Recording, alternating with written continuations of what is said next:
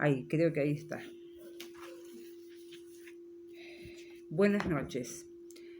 Bueno, otra emisión más de nuestros cuentos, en este caso, siguiendo con Manuel Mujica Lainez. El cuento se llama El hambre. Está fechado y todo, 1536.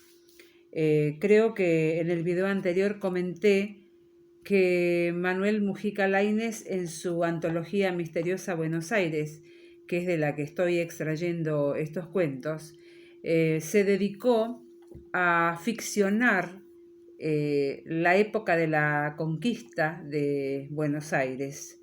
En este cuento va a hablar de Pedro de Mendoza, uno de los fundadores.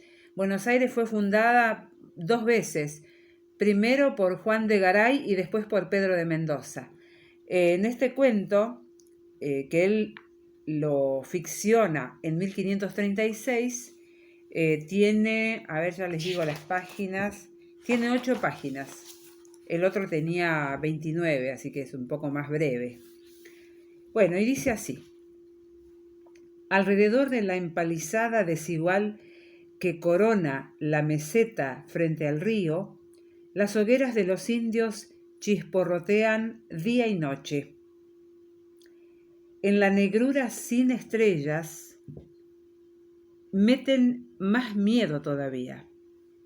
Los españoles, apostados cautelosamente entre los troncos, ven al fulgor de las hogueras destrenzadas por la locura del viento, las sombras bailoteantes de los salvajes. De tanto en tanto, un soplo de aire helado, al colarse en las casucas de barro y paja, trae con él los alaridos y los cantos de guerra. Y enseguida recomienza la lluvia de flechas incendiarias, cuyos cometas iluminan el paisaje desnudo. En las treguas, los gemidos del adelantado, que no abandona el lecho, añaden pavor a los conquistadores. Hubieran querido sacarlo de allí, hubieran querido arrastrarle en su silla de manos, blandiendo la espada como un demente hasta los navíos y que cabecean más allá de la playa de Toscas, desplegar las velas y escapar de esta tierra maldita. Pero no lo permite el cerco de los indios. Y cuando no son los gritos de los sitiadores, ni los lamentos de Mendoza, ahí está el angustiado implorar de los que con el hambre y cuya queja crece a modo de una marea debajo de las otras voces, del golpear de las ráfagas, del tiroteo espaciado de los arcabuces, del crujir y derrumbarse de las construcciones ardientes. Así han transcurrido varios días, muchos días. En los 40 ya, hoy no queda mendrugo que llevarse a la boca, todo ha sido arrebatado, arrancado, triturado. Las flacas raciones primero, luego la harina podrida, las ratas, las sabandijas inmundas, las otas, las botas hervidas, cuyo cuero chuparon desesperadamente. Ahora jefes y soldados yacen doquier, junto a los fuegos débiles o arrimados a las estacas defensoras. Es difícil distinguir a los vivos de los muertos. Don Pedro se niega a ver sus ojos hinchados y sus labios como higos secos, pero en el interior de su choza, miserable y rica, le acosa el fantasma de esas caras sin torsos que reptan sobre el lujo burlón de los muebles traídos de Guadix. De Guadix, esa es una localidad, hago aquí un paréntesis, una nota al pie. Es una de las localidades que menciona Héctor Antonio Pico en su obra Reencarnación del Martín Fierro, y que él considera que no es de su autoría, sino que fue una obra canalizada, por así decirlo. Y este ser que eligió hace 500 años ser el ángel tutelar de la Argentina, el Martín Fierro, no es un ser ficticio, es un ser que alguna vez pisó la tierra, al menos eso nos dice Héctor Antonio Pico, y que en su momento José Hernández, el anterior canalizador, no tuvo el valor de decirlo, ¿no? Y Héctor Antonio Pico, en su libro publicado en 1972, nos habla de esta forma y nos dice que este ser nació en Guadix, en España, y que después de toda esa vida decidió voluntariamente proteger a la Argentina, ¿no? A lo que hoy es este triángulo que conocemos con el nombre de Argentina. Bueno, sigamos con nuestro cuento. Entonces hablaban de Guadix, por eso justo me vino la acotación esta al margen, ¿no? Bueno, decíamos que don Pedro se niega a ver sus ojos hinchados y sus labios como higos secos, pero en el interior de su choza miserable y rica le acosa el fantasma de esas caras sin torsos que reptan sobre el lujo burlón de los muebles traídos de Guadix. Se adhieren al gran tapiz con los emblemas de la Orden de Santiago, aparecen en las mesas cerca del Erasmo y el Virgilio inútiles. Erasmo y Virgilio, personajes, si mal no recuerdo, de la época medieval, ¿no? Virgilio creo que es un poeta antiguo y Erasmo creo que es el artista, si no me equivoco. Inútiles, decíamos, entre la revuelta vajilla que, limpia de viandas, muestra en su tersura el Ave María heráldico del fundador. El enfermo se retuerce como endemoniado. Su diestra, en la que se enrosca el rosario de madera, se aterra a las borlas, se aterra a las borlas del lecho, tira de ellas, enfurecido, como si quisiera arrastrar el pabellón de Damasco y sepultarse él bajo sus bordadas alegorías. Pero hasta allí le hubieran alcanzado los quejidos de la tropa. Hasta allí se hubiera deslizado la voz espectral de Osorio, el que hizo asesinar en la playa del Janeiro, y la de su hermano don Diego, ultimado por los querandíes el día de Corpus Christi.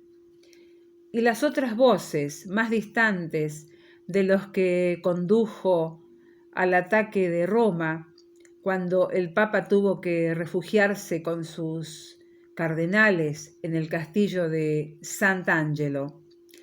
Y si no hubiera llegado aquel plañir atroz de bocas sin lenguas, nunca hubiera logrado eludir la persecución de la carne corrupta, cuyo olor invade el aposento y es más fuerte que el de las medicinas.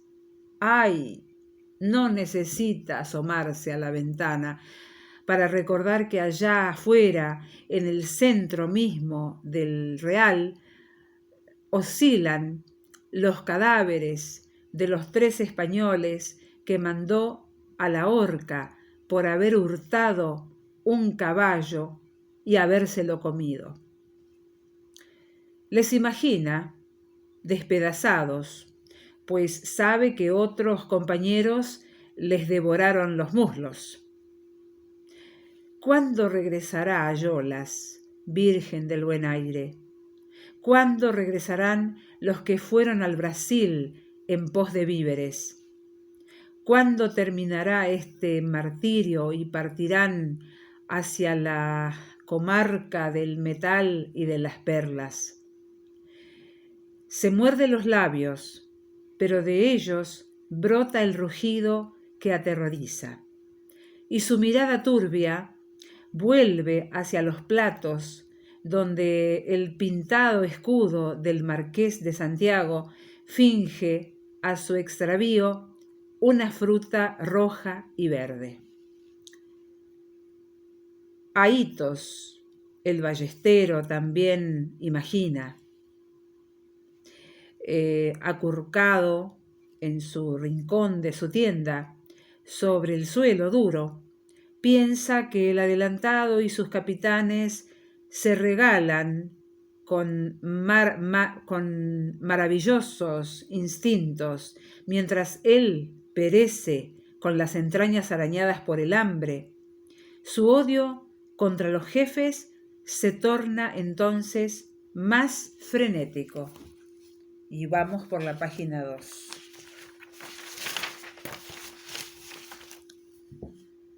Esa rabia le mantiene, le alimenta, le impide echarse a morir. Es un odio que nada justifica, pero que en su vida, sin fervores, obra como un estímulo violento. En Morón de la Frontera detestaba al señorío. Si vino a América fue porque creyó que aquí se harían ricos los caballeros y los villanos, y no existirían diferencias. ¿Cómo se equivocó? España no envió a las Indias armada con tanta hidalguía como la que fondeó en el Río de la Plata. Todos se las daban de duques. En los puentes y en las cámaras departían como si estuvieran en palacios. Bahitos les ha espiado, con los ojos pequeños, entrecerrándolos bajo las cejas pobladas. El único que para él algo valía, pues se acercaba a veces a la soldadesca, era Juan Osorio. Y ya se sabe lo que pasó. Le asesinaron en el Janeiro.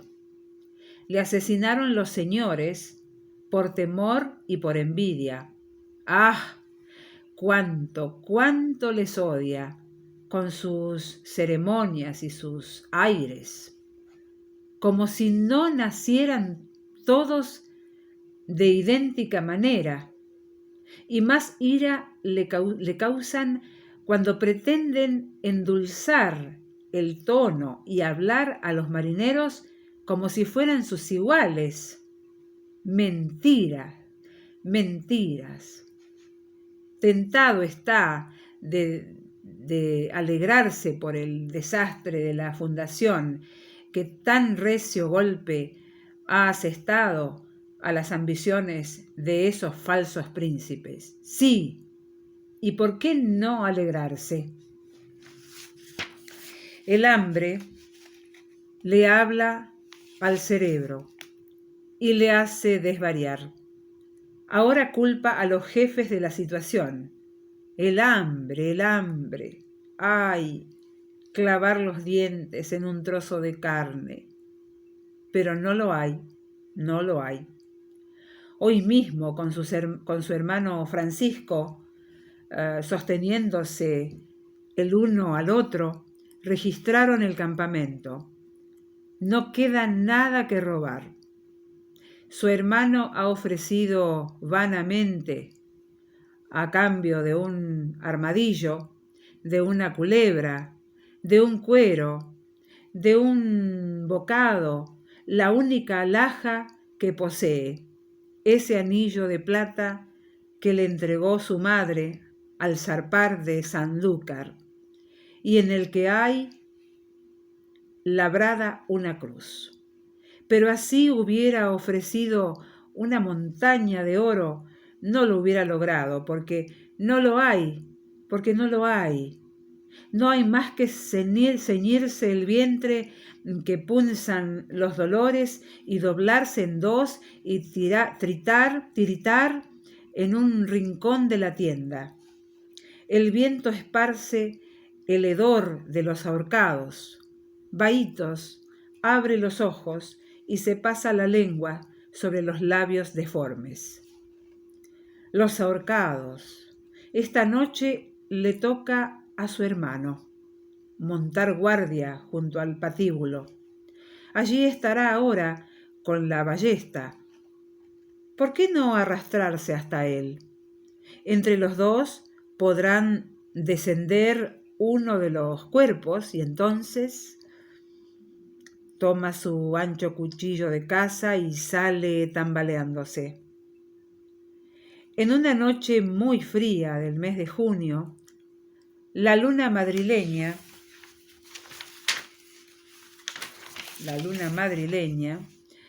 hace palidecer las chozas, las tiendas y los fuegos escasos.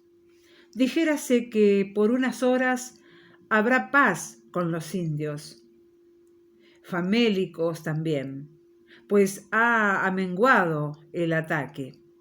Vahitos busca su camino a ciegas entre las matas hacia las orcas. Por aquí debe de ser.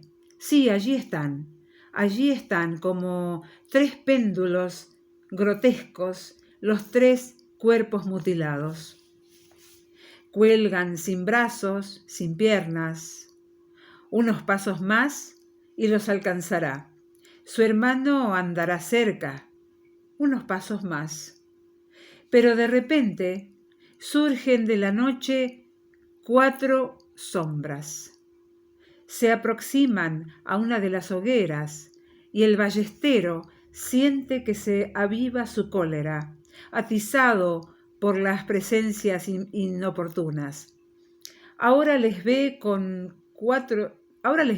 son 4 hidalgos, 4 jefes, don Francisco de Mendoza, el adolescente que fuera mayordomo de don Fernando, rey de los romanos, don Diego Barba, muy joven, caballero de la Orden de San Juan de Jerusalén, Carlos Dabrin, hermano de leche de nuestro señor Carlos V, y Bernardo Centurión, el genovés, antiguo cuatralbo de las galeras del príncipe Andrea Doria. Vahitos se disimula detrás de unas barricas. Le irrita observar que ni aun en estos momentos en que la muerte asedia a todos, han perdido nada de su equipaje, de su empaque y de su orgullo. Por lo menos lo cree él así. Y tomándose de la cuba para no caer, pues ya no le restan casi fuerzas, comprueba que el caballero de San Juan luce todavía su roja cota de armas, con la cruz blanca de 8 puntas abierta como una flor en el lado izquierdo, y que el italiano lleva sobre la armadura la enorme capa de pieles de nutria que le envanece tanto. A este Bernardo Centurión le execra más que a ningún otro, y ya en Sanlúcar de Barrameda, cuando embarcaron, le cobró una aversión que ha crecido durante el viaje. Los cuentos de los soldados que a él se refieren fomentaron su animadversidad, su animosidad. Sabe que ha sido capitán de 4 galeras del príncipe Doria y que ha luchado a las órdenes de Nápoles y en Grecia. Los esclavos turcos bramaban bajo su látigo, encadenados a los remos. Sabe también que el gran almirante le dio ese manto de pieles el mismo día en que el emperador le hizo a él la gracia del toisón. ¿Y qué? ¿Acaso se explica tanto engreimiento? De verle cuando venía a bordo de la nao, hubieran podido pensar que era el propio Andrea Doria quien venía a América. Viene un modo de volver la cabeza, tiene un modo de mover la cabeza morena, casi africana, y de hacer relampaguear los aros de oro sobre el cuello de pieles, que a Byton le obliga a apretar los dientes y los puños. Cuatralbo de la armada del príncipe Andrea. Esta es la página 6.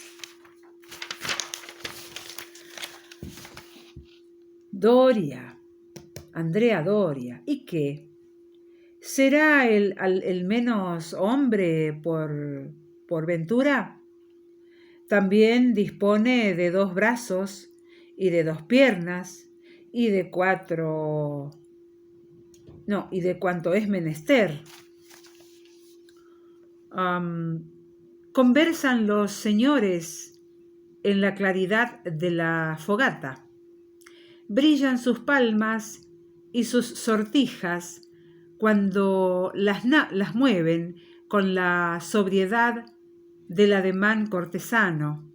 Brilla la cruz de Malta, brilla el encaje del mayordomo del rey de los romanos sobre el desgarbado jubón y el manto de nutrias. Se abre, suntuoso, cuando su dueño afirma las manos en las caderas. El genovés dobla la cabeza crespa con altanería y le tiemblan los aros redondos. Detrás, los 3 cadáveres giran en los dedos del viento. El hambre y el odio ahogan al ballestero. Quiere gritar más, no lo consigue. Quiere gritar, mas no lo consigue, y cae silenciosamente desvanecido sobre la hierba rala. Cuando recobró el sentido, se había ocultado la luna. El fuego parpadeaba apenas, pronto a apagarse. Había callado el viento y se oían remotos los aullidos de la indiada. Se incorporó pesadamente y miró hacia las orcas. Casi no divisaba a los ajusticiados. Lo veía todo como arropado por una bruma leve. Alguien se movió muy cerca. Retuvo la respiración y el manto de nutria del capitán de Doria se recortó, magnífico, a la luz roja de las brasas. Los otros ya no estaban allí, nadie, ni el mayordomo del rey, ni Carlos Dabrin, ni el caballero de San Juan, nadie. Escudriñó en la oscuridad. Nadie, ni su hermano, ni tan siquiera el señor don Rodrigo de Cepeda, que a esa hora solía andar de ronda con su libro de oraciones. Bernardo Centurión se interpone entre él y los cadáveres. Solo Bernardo Centurión, pues los centinelas están lejos y a pocos metros se balancean los cuerpos desflecados. El hambre le tortura en forma tal que comprende que si no la apacigua, enseguida enloquecerá. Se muerde un brazo hasta que siente sobre la lengua la tibieza de la sangre. Se devoraría a sí mismo si pudiera. Se troncharía ese brazo, y los 3 cuerpos ávidos penden con su espantosa tentación. Si el genovés se fuera de una vez por todas, de una vez por todas. ¿Y por qué? ¿Y por qué no? En verdad, en su más terrible verdad, de una vez por todas. ¿Por qué no aprovechar la ocasión que se le brinda y suprimirlo para siempre? Ninguno lo sabrá. Un salto y el cuchillo de caza se hundirá en la espalda del italiano. Pero ¿podrá él, exhausto, saltar así? En Morón de la Frontera hubiera estado seguro de su destreza, de su agilidad. No fue un salto, fue un abalanzarse de acorralado cazador. Tuvo que levantar la empuñadura, afirmándose con las 2 manos para elevar la hoja, para clavar la hoja. ¿Y cómo desapareció en la suavidad de las nutrias? ¿Cómo se le fue hacia adentro, camino del corazón, en la carne de ese animal que está cazando y que ha logrado por fin?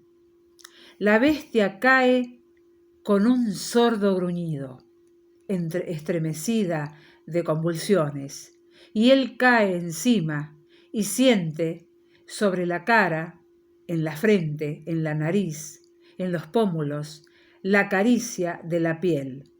2, 3 veces arranca el cuchillo. En su delirio no sabe si ya ha muerto al cuatralbo del príncipe Doria o a uno de los tigres que merodean en torno del campamento, hasta que cesa todo estertor. Busca bajo el manto y al topar con un brazo del hombre que acaba de apuñalar, lo cercena con la faca e hinca en él los dientes que aguza el hambre. No piensa en el horror de lo que está haciendo, sino en morder, en saciarse. Solo entonces la pincelada bermeja de las brasas le muestra más allá, mucho más allá, tumbado junto a la empalizada, al corsario italiano. Tiene una flecha plantada entre los ojos de vidrio. Los dientes de vahitos tropiezan con el anillo de plata de su madre, el anillo con una labrada cruz, y ve el rostro torcido de su hermano entre esas pieles que Francisco le quitó al cuatralbo después de su muerte para abrigarse. El ballestero lanza un grito inhumano, como un borracho se encargara o se encaramara en la estacada de toneles de sauce y ceibo y se echa a correr barranca abajo hacia las hogueras de los indios. Los ojos se le salen de las órbitas, como si la mano trunca de su hermano le fuera apretando la garganta más y más. Fin del cuento. Espero que les haya gustado. Es un cuento un tanto, bueno, que cuenta los horrores, ¿no?, que han tenido que vivir estos hombres durante las primeras conquistas aquí en el Río de la Plata.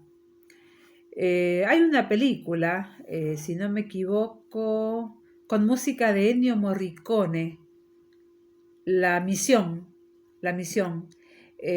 muy buena, que va a ayudarles a ponerle imágenes a este relato. Bueno, será hasta el próximo cuento. No sé si voy a seguir con Mujica Lainez o si voy a alternar con algún otro autor, pero sí vamos a seguir brindando contenido de cuentos. Que la pasen lindo, que tengan una muy buena noche y nos vemos en el próximo cuento.